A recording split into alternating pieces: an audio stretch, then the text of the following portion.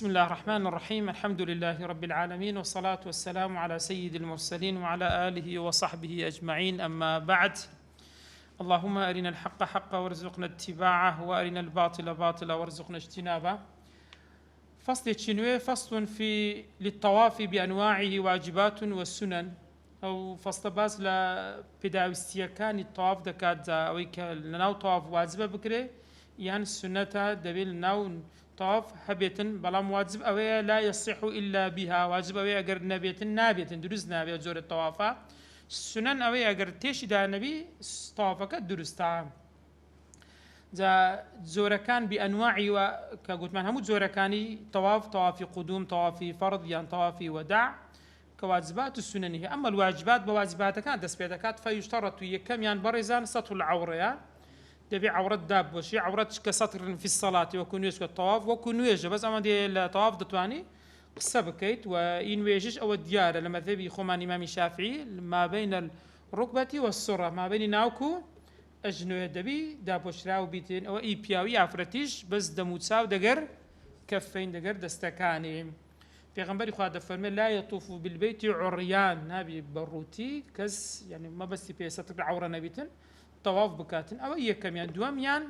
وطهارة الحدث والنجس هروها باق بيتن لحدث ذا هم أكبر هم برن أصغر وأكبر هردو شي بيدس ميجيبي يعني غسلي لسر بيتن بهمانشد ونجس وهروها دبي بدني خو شوين وأنا دبي هرهموي سيا باق بيتن لبروي بيغمبري خافر موتي الطواف بمنزلة الصلاة إلا أن الله قد أحل فيه المنطقة، منطقة يعني الكلام ريبدا كقصب كريتن هل كسر سيكت بس الأخير با قصب كاتن واجر كسيجش لنا وطاف دسميجش كا يعني توشي غسل بو فلو أحدث فيه تفرمي توضأ دسميج دشواتوا يعني توشي غسل بو غسل لخو دردكا بلام وبنى لتشندر توشي أو حالتي بي دسميج غسل ولا تكملة دكا تاو دكاتن. قول معنى وفي قول يستأنف لقول شيدرنا سيدكاتن دبي سر لنوي دس بكاتوا. سيم واجبات برزان وأن يجعل البيت عن يساره دبي بيت بكويت لاي شندري كويت لاي تسبي وجبكوا ويكا بيغمبري خوا خذوا عني مناسككم بمشي وازي كردوا يعني ببيت سواني ميلي ساعات بمشي وازا سورة وتوا سارميان دفرمي ومبتدئا بالحجر الأسود لشان دس بيدك بحجر أسود يعني بيت بخد سن روي هي سوار روي هي للروي حجر الأسود كأوي كبردي ليا محاذيا له في مروره يعني اللي برامبري للرويشنكي بجميع بدنه جاء المراد بجميع بدن يعني جميع الشق الأيسر همو لاي سبكي دبي بكويتا لاي حجر الأسود لوي دس بيدكا أدي أجر كاتو لدرجايش ترأتو داخل بوي دستي بيكرد تفرمي فلو بدأ بغير الحجر يجب حجر دستي بينكرد ولا دس بيكا كي أوين أبو لم يحسب له بوي هجمار بوي حساب ناكرد كواتاتو أجر هلا بجد حجري نيت دنبو طواف الدس بينكرد وقلت يلا بالي دس بيكا بس ده حجري بو حتى هذا الصورة وارها متيا بو حساب نابتين. فإذا انتهى إلى الحجري ابتدأ يعني بون منا أقل شوين يتكدس بيكر حتى هذا قات حجري لكن دري لو را دس بيدك لو را ابتدأ منه يعني دس بيك دائما دبي لكن دربي تلاقي حجر لو ركنا دس بيكاتين زا بيت بريزان أبو خوتان دزان لسردمي بيغمر صلى الله عليه وسلم كاتك بهوي مرور الزمن تيكتسو بو الحمد لله رخاب وشتان ابو قريش بريان عندك بيت سلن وسليب كان دروز بكنوا سلن دروز بكنوا او ابو كوا بيتان دروز كرت حسان وتان دبي باري حلال كو بكريتو ناوي باري حرام يعني زياتريش مشكله الربا او كاتي حسن باري اخر كردو دروز يان كلا كا دروز كنا بارا نقص كرت باشي نكرت حسن سيان كرت او دي باشي كرت بيتا كان دروز كردو باشي شي ماوا استكا بيد قلت الحجري إسماعيل أوش هاد بيته الأصل دار سدمي إبراهيم عليه السلام سبوا أوش بيته عمو داخل ببو والله ما ولوري بارك بشي نكرت أمن دهان دروس كردو ولا سدمي بيغمر صلى الله عليه وسلم قلت دائما عايشة أقربيو قومك كدع حديثي أحد بالإسلام وقد تازن أبو ابن مسلمان تيجي دمو تسيلي ذا كم وەکو خۆی لێ دەکەم باز ئێستا دەست پێ بکەم دەرن ها ئەوەی پێش قوڕیش چ لێ کرد تێکی دا تاوەکو لە سەردەمی دەڵێن عەبدوڵڵای کوڕی زوبەیر وەڵڵاهو ئەعلەم سەردەمی ئەوە تێک دەدا و دیسان دەیباتۆ سەر ئەوەی ئیبراهیم عەلەیهی سەلام دوای حەجاج کاتێک ئەوی شەهید دەکا و غادری لێ دەکات دیسان تێکەدا و چی خۆ لێ کاتەوە عولەمایان دەڵێن ڕەجاءەن بەیدی هەندێنی ئەنگۆ یەک ڕۆژە بیباتەوێ یەک بینتەوێ واز دێبین کاکە پێغەمبەر خوا کوی واز دەهێنایە ئەو واز دێبین تا دەبۆیەوە لەو کاتەوە کەس دەستکاری نەکردا ئەگەر ناخۆت و عادیت لە حەد بیخۆی ساو کەس نەما کەسێ لە سەردەمی نزیک مشریکانی نزیک بی و 1400 ساڵە وەنیە بەس گوتیان کاکە با کەس کە دەستکاری شتە نەکاتن ڕۆژی یەک بباتە پێش یەک برێ ناوڵە دەین شوێنی خۆی ئەو بوو لە هەنجەوە دەستکاری نەکراوەکو خۆی ماوە حتا وەکو مەسەلەی دەرگایەکەش ئەگەر چوندیتان دەرگای یەک بەژن بەرزەها پێغەمبەر صلی الله علیه و سلم گوتی عایشە داچیماندارن ئەوە قوڕیش بیان لێ کرد ئەگەر لە سەردەمی پێغەمبەر ئیبراهیم عەلەیهی سەلام 4 مەتر نیو دەبوو 9 ذراع بوو بەرزی هەمووی دەرگاش لەسەر عاردی بوو دوو دەرگاش بوو لە دەرگایەک دەچێت ژۆرە لە هیچکە دەچێت دەرێ بەس گوتی قوڕیش بە قەسی بەرز کردو لەبەر ئەوی پێی خۆش بی ڕێی پێ بدەن بستە ژۆرە ئەویش حەزشان لێ نەبی ناگرن بچیت بۆ دەرگاکەیان چ لێ کردیا بەرز کرد یەک دەرگاش ئەگەنا لە سەردەمی پێغەمبەر ئیبراهیم چەند بوو دوو دەرگا بوو دەرگاشی لە چەند دەربوو لەسەر زەوی لە کوتوبی سیرە باز دەکرێتن با شەک لەوە دانیە دیوە قراری پێغەمبەری خوایە خۆت وەگەر پێغەمبەر چینا شەرعی ناکە وەنیا لا شەکەوە کەواتە تەواو پێغەمبەری خوا ئەوای هێشتەوە دروستە کەواتە هیچ کێشەی تێدا نییە ئەدی ومەشە عەلى شاذوران وەلەو مەشە ئەدی ئەگەر کەسێک بڕوا لەسەر چ بڕوا شاذروان سێ بەڕێزان دەری هو الخارج عن عرض جدار البيت دیارە لە دەرەوەی جدار البيت کە شوێنێکی بەرزتر بوو ئەو ئێستا پارتە زیادەی کە ئێستا هەیە قەوسەکە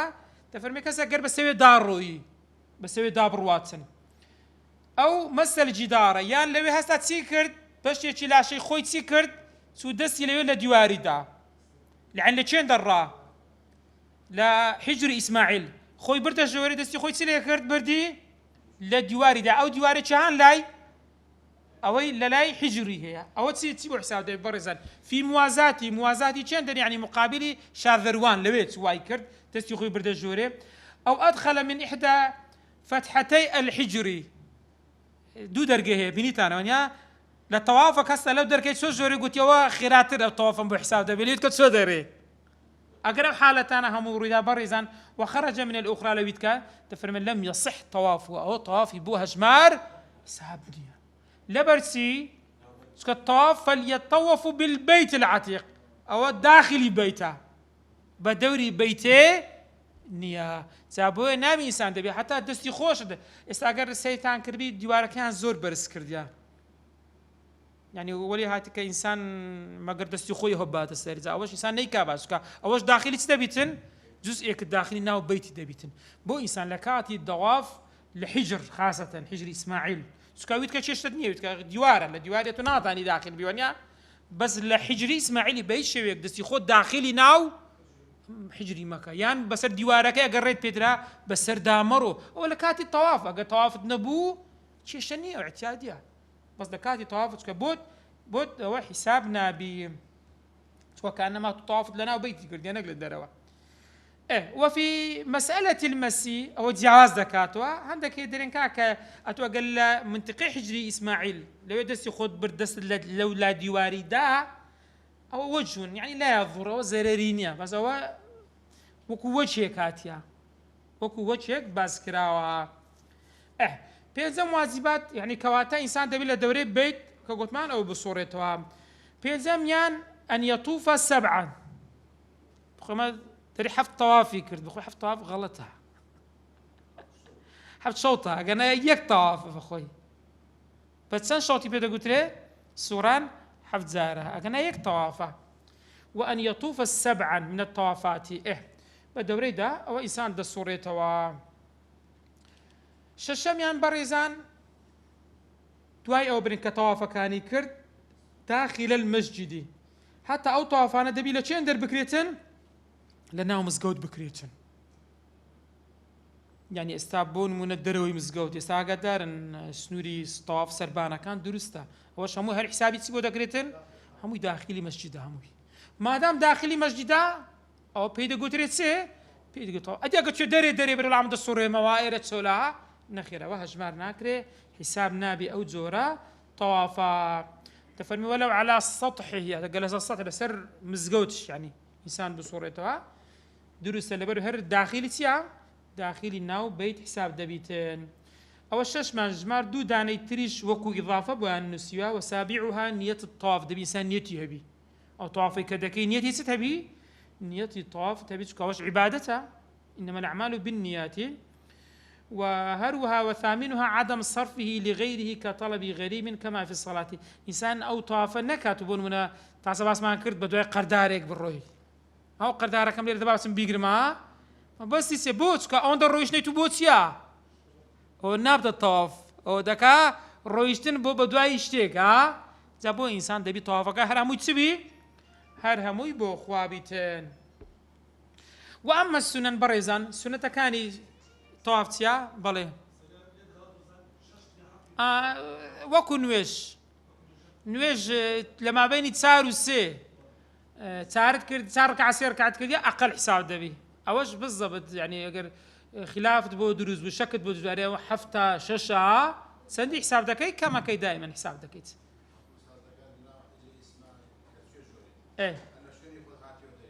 بۆ شوێنی خۆ کێشت نییە مهم دەبێت وەکو دەستێشکانەکەی دەستی دەستێژی خۆت دەشۆ دێوە شوێنی خۆت ئەوەش دروستە بچی بەس دەبی بێ شوێنی خۆت یعنی مەبەستە ئەو شەوتێکە کاملەن لە دەوری بیت حسابی بسوڕێەوە سونەنەکانی بەڕێزانەکە ئەوەی داواکراوە یەکەمیان فەئەن یەطوفە ماشیان یعنی ئینسان بە چ بسوڕێتن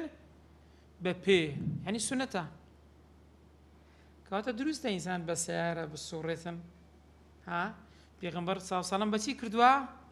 بسواری حشتری کردیت سوڕاوەتەوە باشە دلۆ لێرە دەرێ سونە دوای ئینسان بە پێ بڕۆ یەخۆ پێغەمبەر خوا بە چ ڕۆیشتیا بەڕێزان ئەوە چ دەڵێن ئاگادار بن لێرە هەندێک شت ئێستا باز دەکەن ئینشاءڵڵا باشە ماشیان ئینسان حتا ئافرەتیش بی ئینسان بە پێ بڕواتن دەفەرمێن ئەوەی کە ئیمامی موسلیم دەجێڕتووە خاصە تو مەسەلەی حەیوانات ئێستا ببیتە ناو بیت پیس دەکاتن ئەوە دەکات دوای جاران خۆر بوو وانیا ئێستا هەمووی چیە هەمووی کاشیە هەمووی پیس دەبیتن ئەوە دەبێت و جاران خۆر ئەتو خۆر ئەگەر حاشاکم لە شوێنێک پێت لەسەر پیساییەکی حیوانیش دانا کە بڕک لەسەر ڕۆیشتی چ لێ دێ خۆر چی لێ دەکاتەوە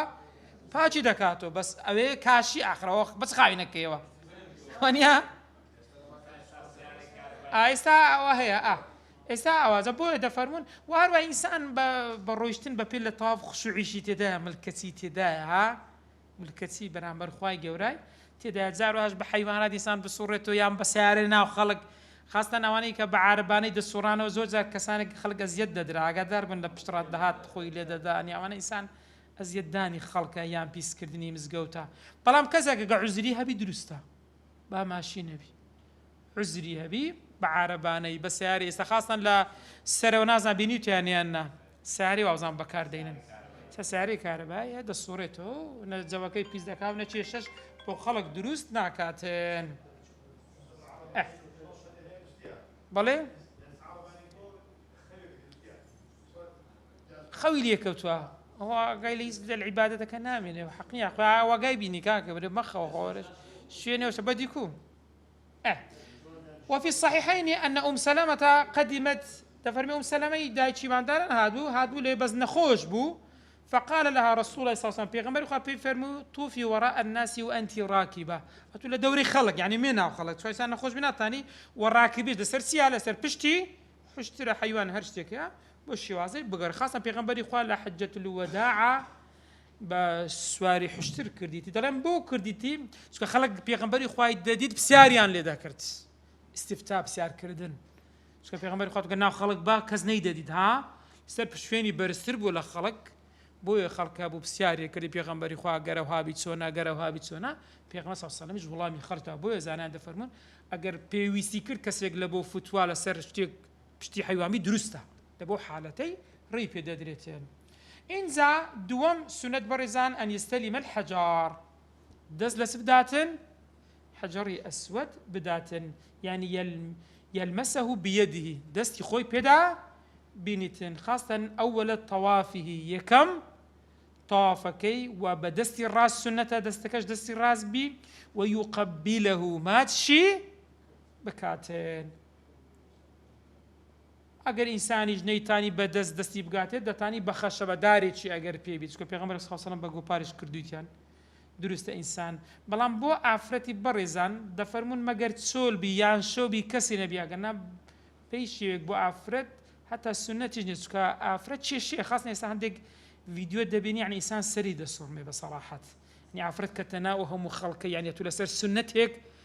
خود وخلش شو جناح دكي حتى إنسان زارا بياو كاكا بياو أو السنة بس سنة شيء قورية أجرب بعداش الزور يعني إنسان ناطعين لقيمة بس زار وهذا خلش أزيد دي ونيا خلش أزيد دي إيه والله ما يكباشتره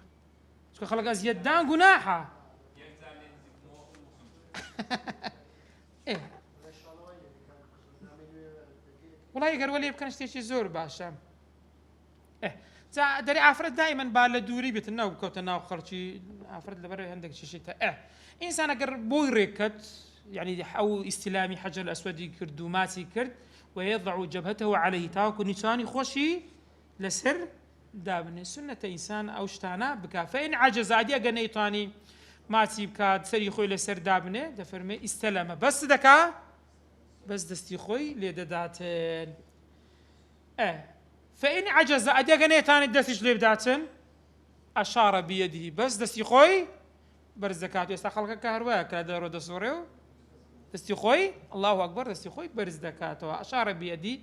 ويراعى ذلك إنسان دائما مراعاته وسكاة دفرمي في كل طوافة لها مطافة كان سكاة يعني توقر بود ريكت دهر همان دست بيلي درام ما تذكردو نيشان خطيا فبها ونعمة أقر ريك نكات لها مطافة كان بوشي وازي شهان الريكت أقر ناخد اسبرس كرنا وكا هر أو ناسي وهذا دورة إنسان دا الصورتين شكو دفرمي بيغمبر صلى الله عليه وسلم أنه كان لا يدع أن يستلم الركن اليماني والحجر الأسود في كل طوفه بيغمبر يقول لهم طوافة كان حجري أو يماني أو دكيوتا ركني أو حجر الأسود أو يتكيا دفرمي بيغمبر يقول لها مو وكان غير دقيشت كم ساعة دقيقة وي كسورة دفرمي الركن يماني دستي خوي لده بس استلام دستي ده لحجر الأسوديش ما سيدا كردو دستي بيدا دينا خاصة يستلم كادر دستي خوي ليدا وسنة إنسان لو يتر كان زياتر أكيد كراتو بو بويتر صوتو قال لي دست فيكر لسندي كوتايده حفت يعني لي كم دست فيكر لحفت مش بهمانشت أو رودداتها بلام الركنين ولا يقبل الركنين الشاميين الركن الشامية كان أو لا يهن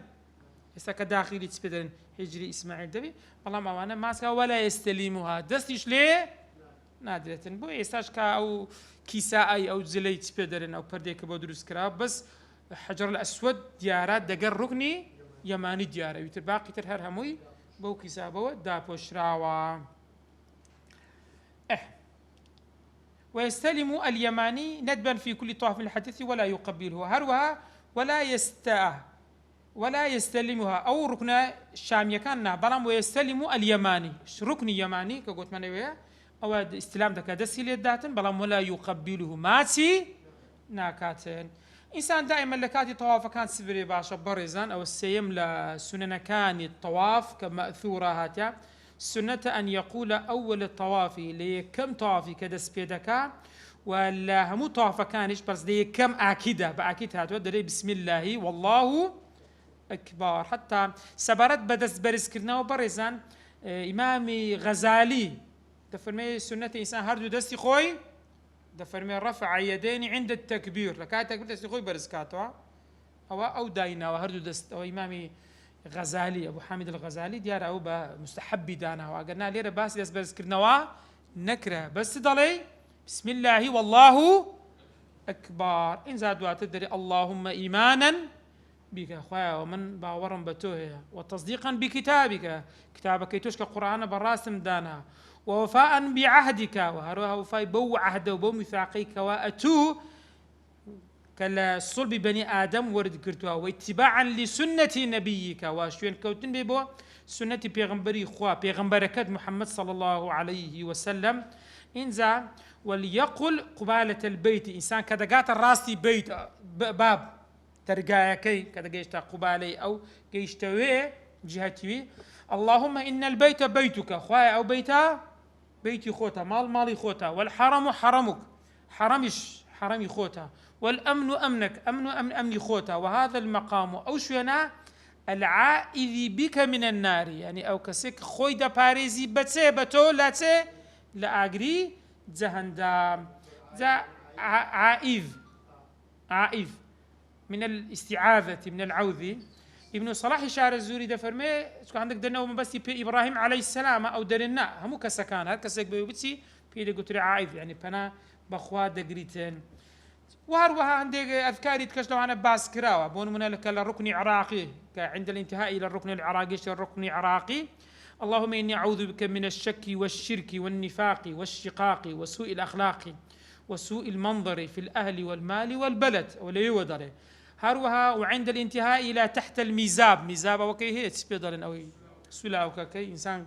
كجيش تجير بأيش اللهم أظلني في ظلك يوم لا ظل إلا ظلك واسقني بكأس نبيك محمد صلى الله عليه وسلم شرابا هنيئا لا أظمأ بعده يا ذا الجلال والإكرام.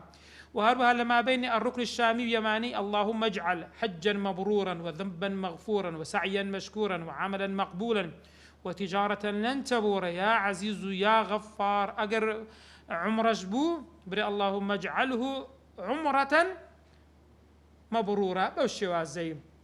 هربها لما بين اليمانين هرب يمانيا كان بلتسه ربنا آتنا في الدنيا حسنة وفي الآخرة حسنة أو إنسان وفقنا عذاب النار إنسان دائما أو دعاء لو نوندي إنسان بكاتن إنزا وليدعو بما شاء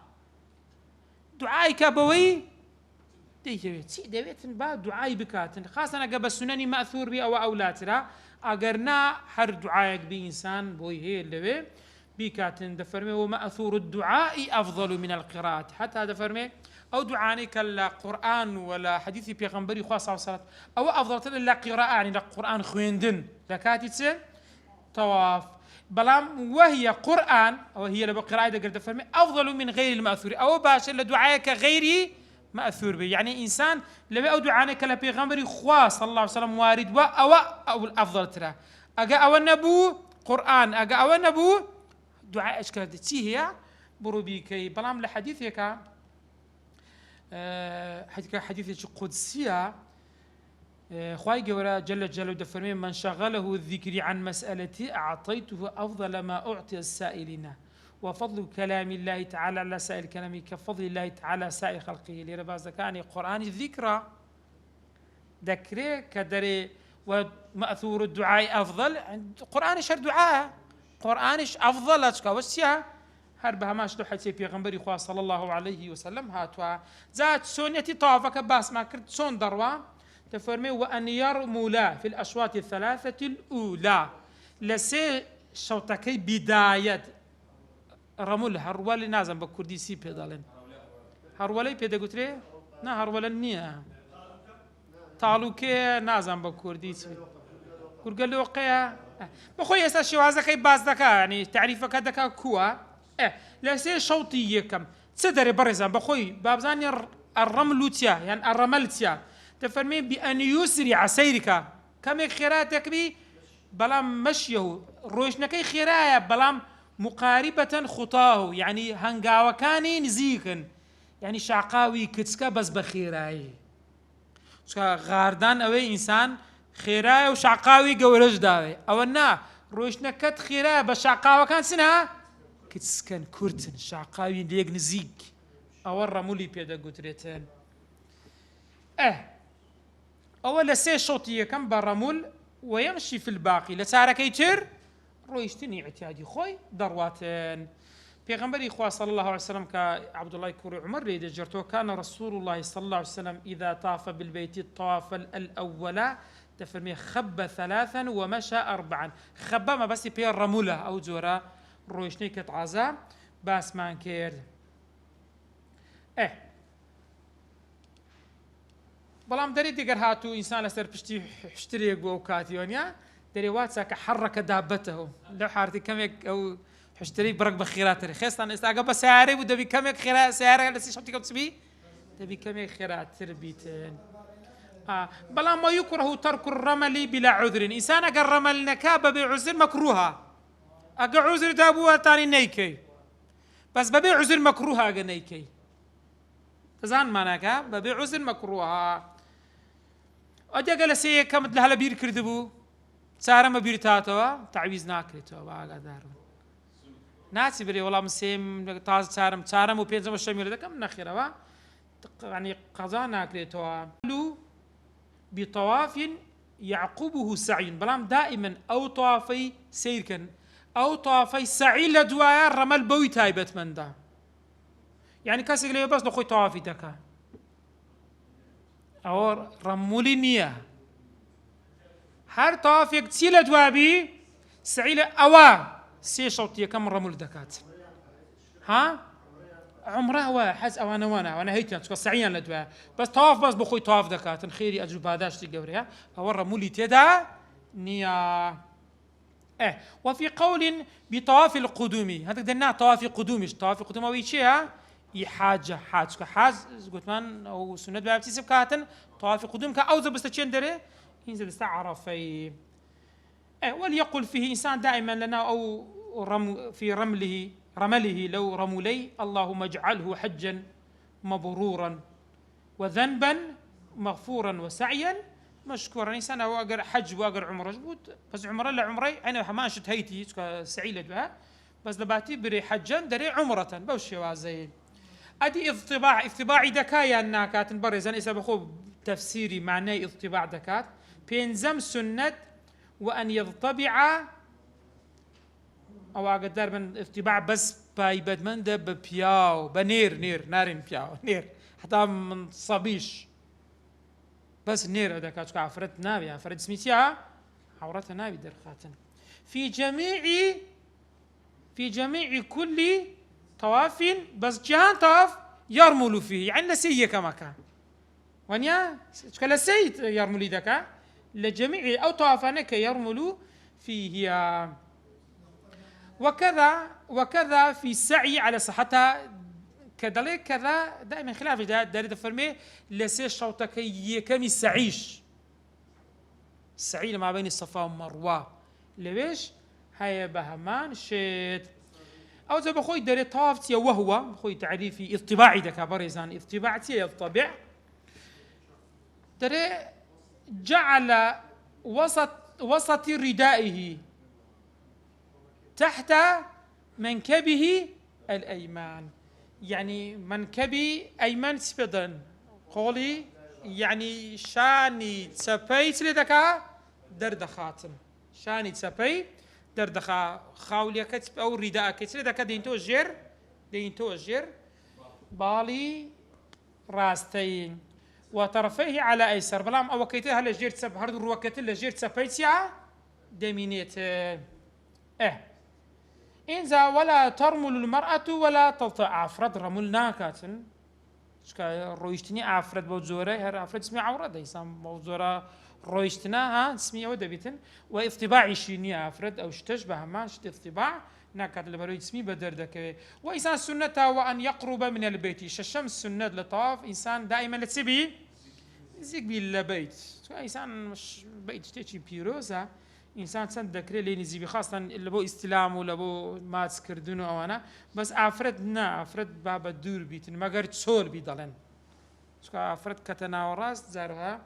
يعني شد دروس دبيتن فلو فات الرمل بالقرب باشا تزارها دريكا كأمن سنة بها لنزيد شي بيتي بم بلا ما قال نزيق بيتي بم رمل بي ناكري وازدحامة ونيا فلو فات الرمل بالقرب لزحمة ازدحامها بو قربار غيبو تفرمي فالرمل مع البعد او لا قني باب استدور بس لما دام تستدور تي بدك لدوري رملي بدك ريتن يعني اصل وايا تولا تشندر سنة وين نزيق بي اقل نزيد شي رملت بيناكرا تعلوكي تيبا كردي باب تي لدوري با رملي بكاتن قني با دوري جبيتن با لبيتيش كمك بدور بكوتوا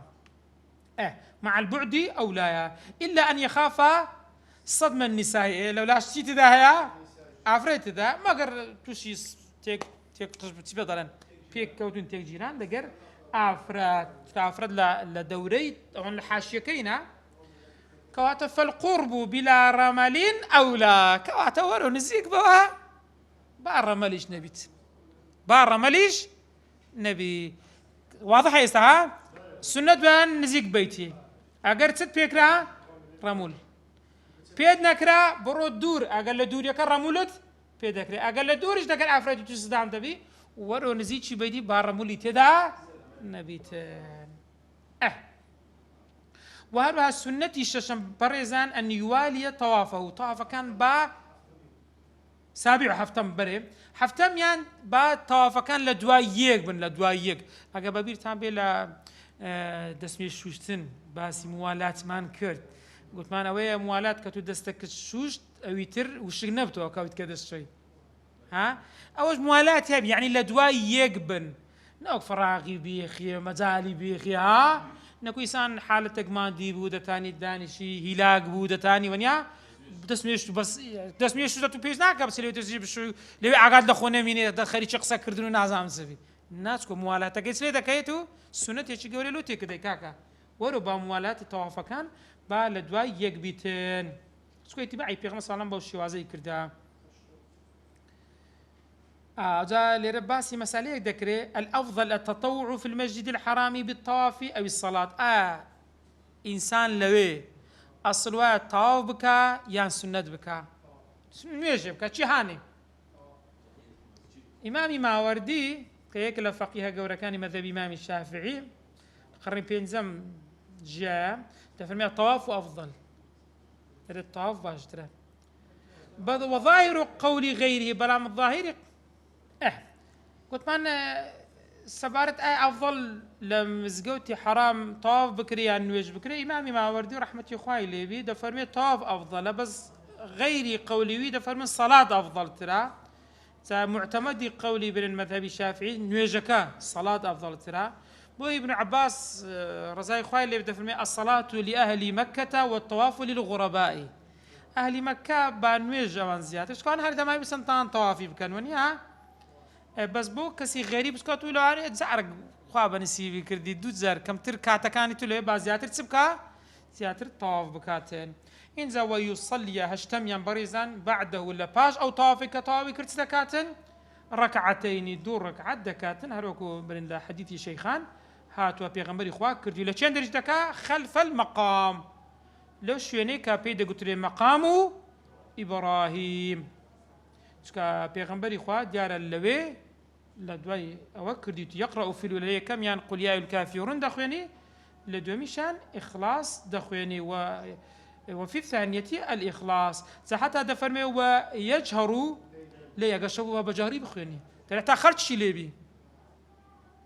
أول برسي لسردمي مشركة كان أوان كد الطواف يعني كردو لبيك اللهم بس أوان شرشان آخرة كي أنزام دعوانيا درنا بسيا بقشبوا بجهر بخوينيتن قل يا أيها الكافرون لا أعبد ما تعبدون بس أجر بروج بو أو السر وفي قول تجب الموالاة قول يقدري أقدر من كطواف طابو أشواط كان الموالاة والصلاة يعني دبي مباشر لدو يسب كي تبي نويجا كيبكي يعني دور كعتا كيبكي موالاة يعني لدو يكبي أولا موتسيا في قولين زي إنسان أجر كرافة بها ونعمة زار وإستا ازدحامته وقبت برامبر مقام إبراهيم يعني دبي خلشي أزيد ديها درستا أصل والسنة اللي بكي رجنا كت قربار وزحامبو لا رش فيني كبو درستا تو دو ركعتا بكيت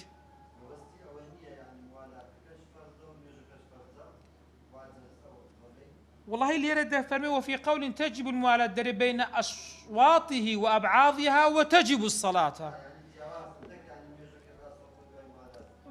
دست خوش تبينا كسو يعني أو قول دري واجبة كوال دوي تهبيتن نيجا كهبي واجبة زو بقولك لس قولي وضليتن أنا سنته شكل السنن باس ما قرت تكري كسك هرب قري طافي بيبكا يعني ناكري وباسي وبابا تذكا تفرمي لو حمل الحلال محرما حلال يعني كسك أوينيا إحرامي نبست يا حلالي بيدا قلت كسك غير إحرامي نبست يا بيدا قتري حلال نشكو غير لجر إحرام نيا وكسا أقرهاتو كسي شي حلال لجر إحرام نبو محرمة شي هاقرتبو زان نخوش بو محرمك من ضال بوها زاروا هن خوش ناتاني توابك من ضالة شي كسي شي هريدقي سشاني خوي دادن يعني لباوشي يعني من ضالك بهماشت باب زين أو تشون دبيتن لو حمل الحلال محرما وطاف به طافي بيكرت لبو شي حساب بلام أو كسيك طوافي بيكرت ولم ينويه لنفسه أو لهما أو نيتنين بكاك أو طاف بابو من بيتن يان بو هردو كان بي شكو إنسان غير طواف دتاني ببي حرام مش بكا ونيا طواف دكري ها